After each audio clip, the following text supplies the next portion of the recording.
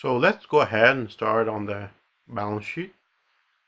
As I mentioned, first thing we're going to do is we're going to add up the total current assets, 2,000 in cash, 1,500 in accounts receivable, and 4,500 in inventory, all in thousands of dollars, of course. We end up with $8,000 over here. So then moving down to fixed assets, we see furniture still 3 million, as same as the previous year. And then we have more depreciation as we would expect with more usage of our asset. So that jumped up to 1 million. So we have a net furniture value of 2 million here.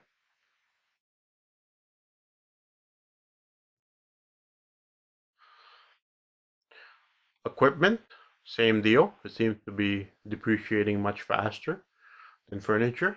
It jumped from 440 to 2,000 there. So this one will give us 3,000. And finally, now we can go ahead and add up our total assets. So 8,000 in current asset, 2,000 in furniture, 3,000 in equipment. Net values for the last two. We'll end up with total assets of 13 million.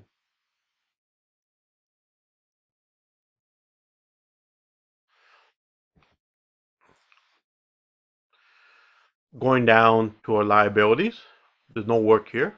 The account payable has stayed the same. The bank loan has dropped.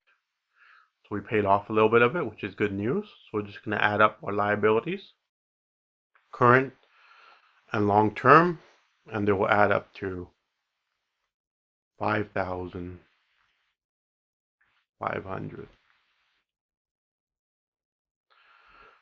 Moving on to the last section here, which is shareholders' equity. Your common shares, which are identical to the past year. Retained earnings went up, as we talked about, to 1.9 million. Therefore, total shareholders' equity will now be 7,500. And finally, our total liabilities and shareholders' equity will be 13 million, just like our total assets. So balance sheet works out perfectly, so there's no issue. Let's move on. Let's look at some key points about the balance sheet. First, we talked about the assets equal liability plus equity formula.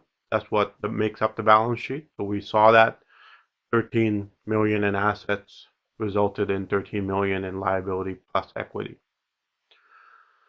So this held true even when we saw the assets increase in 2019. So we went up by $240,000 from 12.76 million to an even 13. The assets are split into two categories. The current assets are those assets which are relatively liquid and they can be converted to cash easily and quickly. By definition, cash is the most liquid asset. There are other commonly held assets which are very liquid also, such as short-term investments, accounts receivable, inventory, etc. Unless there is reason to believe that these assets cannot be converted to cash easily. For example, obsolete inventory or uncollectible debts, they can be categorized as current assets. Fixed assets are long-term investment which gets used up over time.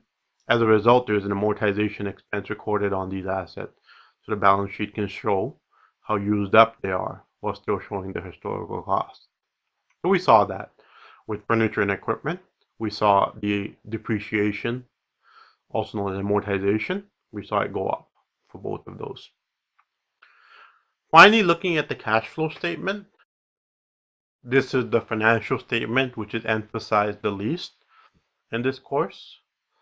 In fact, I don't test my students directly on it. In the midterm exam, students are asked to produce an income statement and a balance sheet but not necessarily a cash flow statement. So we're going to have a really quick look at this one. We can see the kind of structure it has.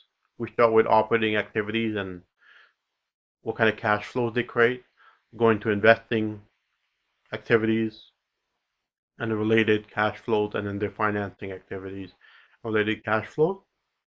So the end result is to tie in the amount of cash reported on the balance sheet with the cash flow statement. So calculate the increase in cash, add it to the beginning cash balance at the start of the year or quarter or what have you, and that should equal your ending cash balance. So let's quickly go through this. We have, starting with our net income, we have adjustment to reconcile net income to net cash provided by operating activities. So typically this involves taking amortization or depreciation, which is a non-cash expense, and adding it back to net income, because in terms of cash flow, it has no effect on cash flow. The only real cash effect is when you buy a new capital asset. So that's one of the major adjustments. There's a few others. So we'll go ahead and fill this number in. What we're doing here is taking 750 and adding on 210, and we're going to get 1010. Investing activities. This is pretty straightforward, just like last year. We have 0. And then financing. So we've issued no new common stock. We've issued no new debt. We have paid a portion of the bank loan off, and we have paid out some dividends. So both of those are considered financing activities. One financing through debt, the other one is financing through equity. So let's go ahead and sum up the net cash used for financing activities. Just like the year before, there will be a negative number in brackets. We will have 510.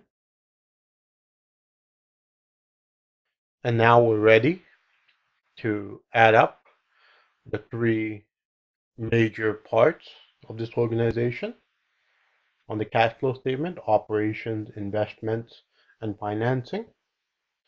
So when you add those up, you get the net increase in cash and cash equivalents, 1,010 from operations and negative 510 from financing. It gives us a net increase of 500,000, of course. The statement is also in thousand. And then looking at the cash and cash equivalents at the beginning of the year, this comes from your 2018 balance sheet. We had 1,500. And now we do one final calculation to tie in all of this to your 2019 end cash balance. And it works out nicely as we get $2 million at the bottom of our cash flow statement.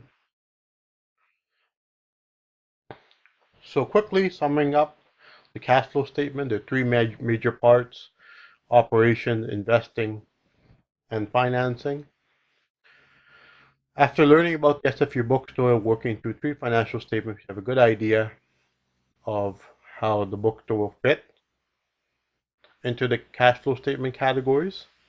Our cash flow statements certainly match your expectations, and here are some observations. The cash flow statement relies on the other financial statement to calculate ending cash balance. So we start with the net income of the current year. We adjust for non-cash items such as amortization/depreciation and accounts which will directly affect the cash account, such as accounts receivable and accounts payable. So the ending cash balances match with the balance sheet. Expanding on a concept earlier, the ending cash balance of 2018 is the starting cash balance of 2019. We observe an example of the prior year's end balance being used as the current year's beginning balance in the preparation of the financial statement. Several items show zero balance. It's simply a result of the bookstore being a relatively small business, which isn't engaging in many investing and financing activities. More complex businesses have much more activity, so zero balances are rare. So to wrap up here, some final points about the financial statements in general.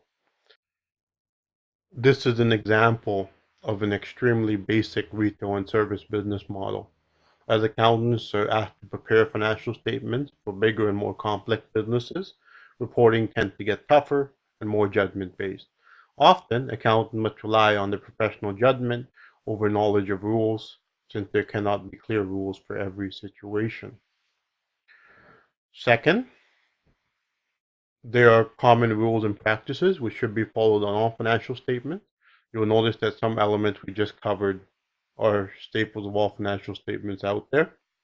As accountants, we should familiarize ourselves with these concepts and practice them in our own work.